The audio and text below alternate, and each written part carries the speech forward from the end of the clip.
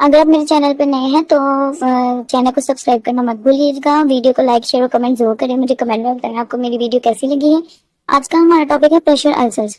Pressure ulcers की definition करेंगे कि प्रेशर अल्सर कहते हैं किसे हैं। प्रेशर अल्सर एक लोकलाइज्ड इंजरी होती है स्किन की, और उसके नीचे जो टिश्यूज होते हैं अंडरलाइंग टिश्यूज उनके, और यूजुअली ये कहाँ होती है, जिधर बोनी प्रोमिनेंस होती है वहां पे होती है। किसकी वजह से होती है? प्रेशर की वजह से होती है। ठीक है, इसलिए हम इसको कहते हैं प्रेशर अल्सर्स के प्रेशर की वजह से अल्सर हो गया, जख्म बन गया, उसको इंजरी हो गई, इसलिए प्रेशर अल्सर्स कहते हैं। ठीक है, इसका मैकेनिज्म एक दफा फिर से समझ लेते हैं। ये एक बेरिंग सरफेस है, लाइक जिसके ऊपर भी हम लेटे हुए हैं, कोई भी हार्ड सरफेस है या कोई भी सरफेस जिसके ऊपर पेशेंट लेटा हुआ है, ये उसकी स्किन है, ये कैपिलरीज हैं, ये टिश्यूज हैं जिनको खतरा है कि वो डैमेज हो जाएंगे, और ये बोनी प्रोमिनेंस है। ठीक है, इस वाले एरिया में अगर जब कॉन्स्टेंटली इसके ऊपर प्रेशर पड़ता रहेगा तो ये दबा देगा कैपिलरीज को भी। जब कैपिलरीज पहले अगर उनकी विड्थ इतनी है तो दबने के बाद वो इस तरह से हो जाएंगे। इस तरह होने की वजह से उनका जो ब्लड सप्लाई है वो क्या हो जाएगा? ब्लॉक हो जाएगा। जब उनका ब्लड सप्लाई ब्लॉक हो जाएगा तो जो टिश्यूज है, स्किन है, उनको ब्लड सप्लाई नहीं मिलेगा तो टिश्यू जो स्किन है उस एरिया में जितने भी टिश्यूज वगैरह है, सेल्स हैं, उनकी डेथ स्टार्ट हो जाएगी। ये क्या करेगा? जब सेल की डेथ होगी, टिश्यूज की डेथ होगी, तो वो काज करता है प्रेशर अल्सर्स। ठीक है, आगे हम इसके पढ़ लेते हैं जो कॉमन साइट्स होती हैं कि कहाँ कहाँ पर प्रेशर अल्सर्स मोस्ट कॉमनली होते हैं। जो मोस्ट कॉमन साइट होती है वो इसकी होती है सैक्रम, कोफिक्स, हील्स और हिप्स। ये फोर हैं जो मोस्ट कॉमन है, बहुत ज्यादा कॉमन है। उसके अलावा मैंने आपको स्क्रीन पे दिखा रही हूँ कि ये वो लोकेशंस हैं जहां जहां पर प्रेशर अल्सर हो सकता है। जो इधर लिखी है ये मोस्ट कॉमन साइट्स हैं, लेकिन इन सब जो आपको पिक दिखा रही हूँ उन सब में भी प्रेशर अल्सर होता है।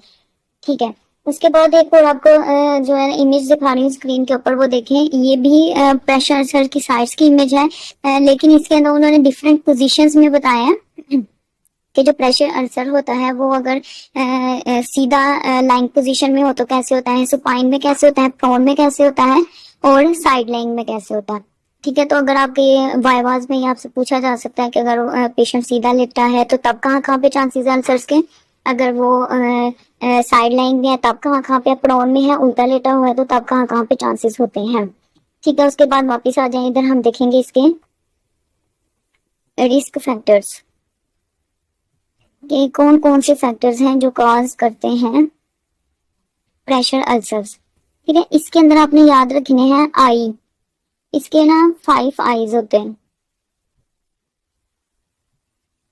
सबसे पहला आता है इसके अंदर, ये आप बल्कि मुझे बताएंगे, सबसे पहले हम पढ़ चुके हैं, इमोबिलिटी है कि जब वो पेशेंट अपनी जगह से बिल्कुल भी नहीं हिलता, जब वो एक ही जगह पे लेटा रहता है, कॉन्स्टेंटली इसके ऊपर प्रेशर पड़ता रहता है, तो वो जो से काज करता है प्रेशर अल्सर्स। दूसरा इसके अंदर आता है इनकॉन्टिनेंस।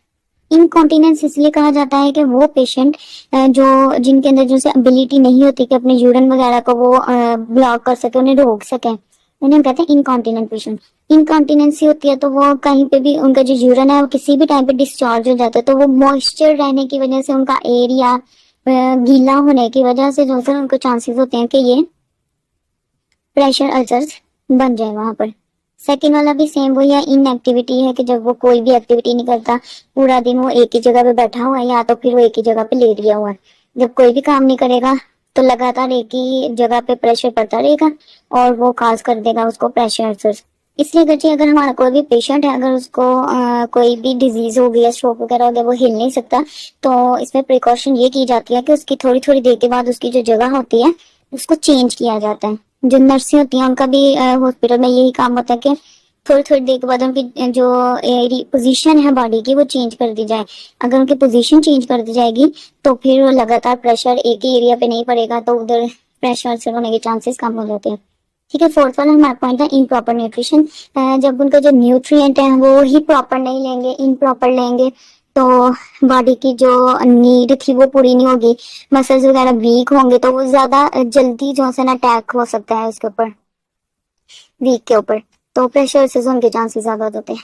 इम्पेयर सेंसोरियम का मतलब है कि अगर उनकी जो सेंसेशन है वो ही ठीक नहीं होगी पेशेंट की, तो उसको अगर जख्म बनना शुरू भी हो गया, कि नॉर्मल पेशेंट की जिसकी सेंसेशंस ठीक होंगी, तो अगर उसको कोई जख्म वगैरह बन रहा है तो उसको दर्द होगी, उसे पता चल जाएगा कि मेरा इधर कोई मसला चल रहा है। लेकिन जिनकी सेंसेशंस ठीक नहीं होती तो उनको पता ही नहीं चलेगा हमारा कोई मसला चल रहा है कि नहीं चल रहा, तो वो उनका जो जख्म है वो बढ़ता जाएगा और फिर एक प्रेशर अल्सर बन जाएगा, जो कि बहुत ज्यादा डेंजरस